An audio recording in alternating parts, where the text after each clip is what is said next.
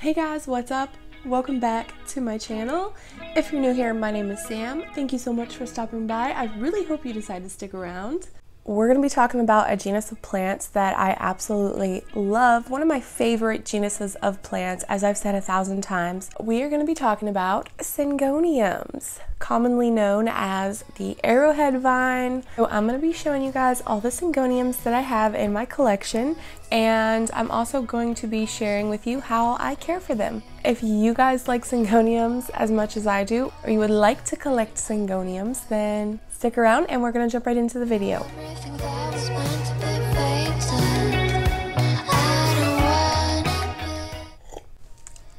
I guess I'm just kind of gonna pull my Syngoniums and show them to you one by one. And as I do that, I will share with you how I care for them. I was supposed to do this video a couple months ago, and then something tragic happened. I lost my Albo Syngonium to spider mites. She was like almost 6 foot long, guys. It was crazy. And I actually shared pieces of her with you in my propagation video.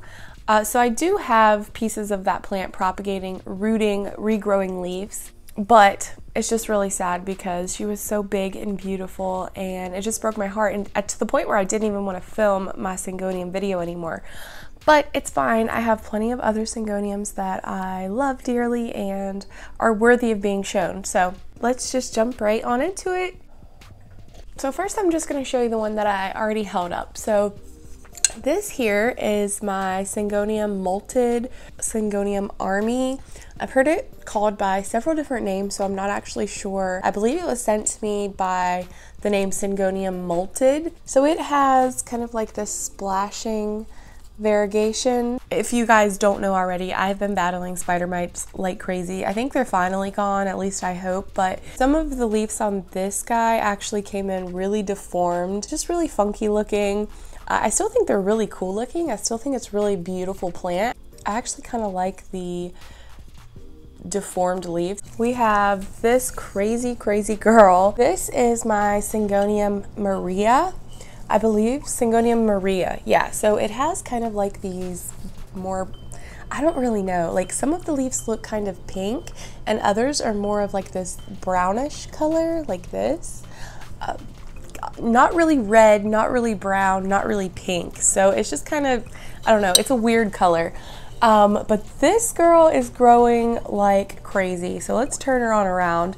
As you can see, I need to rotate this plant desperately because she is completely leaning towards the light, growing towards the light, and she's in a pretty low light situation, actually.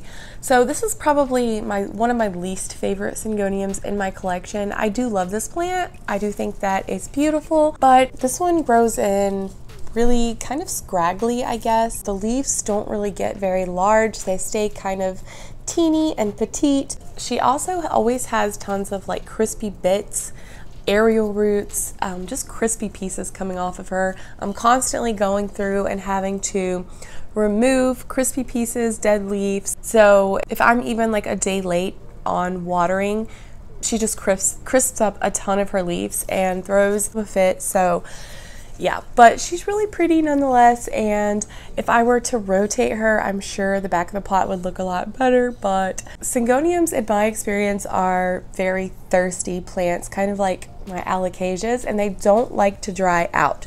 So if I let them dry out too long, I will get yellow leaves, crispy leaves, they'll wilt. Complete drama queens in that sense.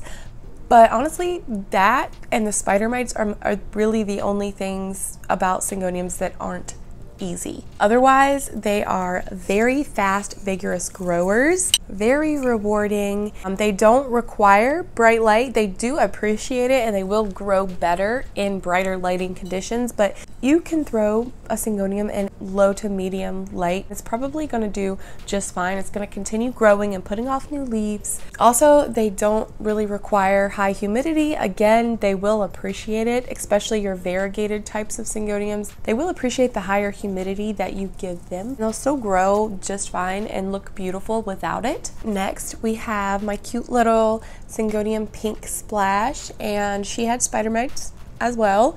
So you can see some of her lower leaves are yellowing, which is just so sad. But she is growing really well. I have cut her twice, I think. I've cut both of these twice. Yeah, or else they would both be a lot more full. That's kind of like an ongoing thing with my plants right now. I've cut so many of them up that I now have regrets, because a lot of my plants would be just so much more full and beautiful and large had I not chopped them. But what are you gonna do? I wanted more wish list plants, so that's what I did. Now I have to wait for many of them to grow back out, but it is what it is. The variegation on this plant comes in really bright and vibrant and beautiful. The pink is a pretty dark color, but over time it kind of fades a little bit. The pink kind of dulls down, if you can maybe see on these older leaves, but it's very beautiful. I'm really intrigued with the shape of these leaves. It's a little bit different than the other types of Syngoniums that I'm growing. That leaf is really pretty, really splashy. And this one has kind of a mix of a splashed variegation and sectorial variegation. Here is a new leaf coming in on her. She is actually starting to vine. So if I don't chop her back, she'll eventually vine down, her leaves will get heavy, and she'll be trailing, which is another really fun fact about Syngonium. So that's another reason why they're called the arrowhead vine, because you can either grow them more compact and bushy, or you can allow them to trail and vine. But yeah, my pink splash Syngonium, very cute. Let's do a big boy. So this big crazy guy here is, this is my Syngonium white butterfly. He is massive. I really need to trim him back because he is trying with all his might to vine. So as you can see, I have him staked up on this bamboo trellis because he's literally vining. I mean, if I were to take this trellis out, he would just completely flop down. This plant was very, very full and lush for the first couple years that I had him. Over this last year, he's just completely started to trail, started to try and vine. Now, I definitely prefer this plant to be more compact and bushy, so it's looking like I need to go ahead and chop him. Look at this. I need to go ahead and chop and propagate him. I can root his cuttings and put them back in the pot, first of all, and that will also encourage him to shoot off new growth from the base of the pot, which will then make him more full and bushy. The white butterfly is probably one of the most common Syngoniums that you will find in stores, but I love this Syngonium in particular because the leaves do have the ability to get quite large. I've seen these plants with leaves literally the size of my head. They can get really big, and I'm really just drawn to these fat, larger leaves. Just really, really like them. This has been a super easy plant, super fast growing. I can honestly say that he is living in a pretty low light situation in my kitchen. He's not getting much light at all, so I do rotate him pretty often because he tends to grow towards the light, but he still does not stop growing. I mean, he's constantly putting off new leaves for me. If I would give him higher light, I do believe that he would have more of that beautiful like creamy white color that the white butterfly tends to have in the leaves. It almost looks like variegation, and it's beautiful. He's definitely lost a lot of his color due to the low light situation, but he is still beautiful as ever, and I love him. He also would probably get larger leaves if I were to give him higher light, but for now, he's fine. He lives over by my little coffee nook. Yeah, he's absolutely gorgeous. This is one of my favorite plants of all time, and my largest Syngonium. This is my variegated Syngonium angustatum. I can't say this Syngonium's name correctly, but I love this Syngonium. I was actually on the hunt for the matured version of the Syngonium angustatum. I'll insert a picture on the screen of what this plant looks like when it's more mature, but this plant is quite expensive in its mature form, so I was able to get cuttings of the juvenile form for much cheaper, I think around 20 bucks, and they were slightly rooted, so that was a bonus. But the shape of these juvenile leaves are honestly really cool as well. I didn't know I would like them as much as I do. And the variegation in this reminds me a lot of what the white butterfly is supposed to look like, given enough light. These are all pretty much new leaves, so it did lose some of its original leaves whenever I got it. and I've had him for a couple months now, and he's just been shooting off leaf after leaf. So this is a new leaf here, and this is a fairly new leaf here. I'm definitely a huge fan of this guy. I don't know, there's just something about this one. He's a rather new Syngonium for me, but in the short amount of time that I've had him, I've definitely been enjoying his company. Syngoniums are pretty vocal. Whenever they're thirsty, if you let them dry out for too long, they will wilt, and they'll probably get a yellow leaf or two as well if you go too long. I usually try to water them before they get to that wilting stage. A lot of my plants wilt when they're thirsty, and I give them a water, and we don't lose any of their foliage. They pop back up and they're good to go. But as I said, that's one thing with Syngoniums. If they get to the point where they've wilted, they may get a yellow leaf or two around the bottom of their pot. So I try to get to my Syngoniums before that point. Sometimes I don't. They are pretty thirsty, kind of like my Elechasias, I guess. I let them dry out, but I don't let them dry out too long. Lighting, medium light, and they're gonna be perfectly fine. I've talked about this guy several times. Oh my gosh, his moss pole was so wobbly. But this is my Syngonium chia pence. I actually propagated this guy probably a month ago. I cut him right here. So he had 2 more leaves. I'm actually trying to root that cutting in perlite right now to send to a friend. I actually have this Syngonium in a very chunky arrowhead mix. So I have this in something that I would have my philodendrons in, and it's honestly not the best thing. It's the only soil mix I had at the time, and he needed up potted desperately. So there's a ton of orchid bark. There's just a ton of aeration in this soil, and it's honestly just too much. It's the perfect soil for a philodendron, monstera, something like that. But for my Syngonium chia pence, who doesn't like to be dry for very long, it's too well draining, and he's drying out too fast. So I am going to have to replace this soil pretty soon. As we can see, he was just watered a couple days ago. His leaves are already starting to curl a little bit because he's just not getting hydrated. Even when I give him a good soak through his pot, the soil's just not retaining any of that moisture. It's draining out the bottom right away. I chopped him about a month ago.